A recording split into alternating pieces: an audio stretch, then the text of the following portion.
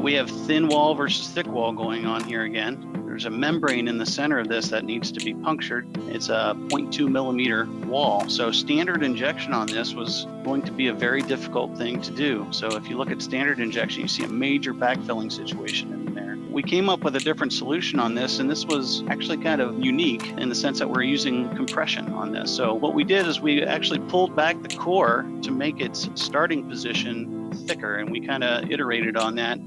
We did one with a 0.6 millimeter start position and a 1.2 millimeter start position to allow that material to shoot through the membrane without backfilling or knit lines. And then you see here, you'll see in a second this core will start to move. So we actually have the ability to simulate that movement of the core, fill it first, and then compress it in a very short period of time so that area doesn't freeze off quickly and end up with that 0.2 millimeter membrane. So very, very unique way to achieve thinner walls.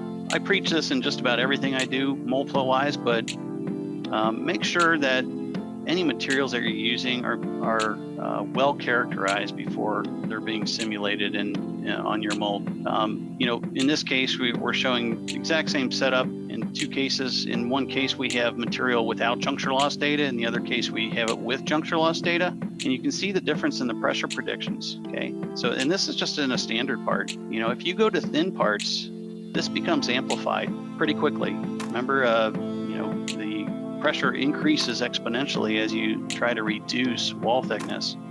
So if you're simulating materials that are not well characterized and you're trying to make a decision on whether or not you can mold this thin wall part, you better be very careful.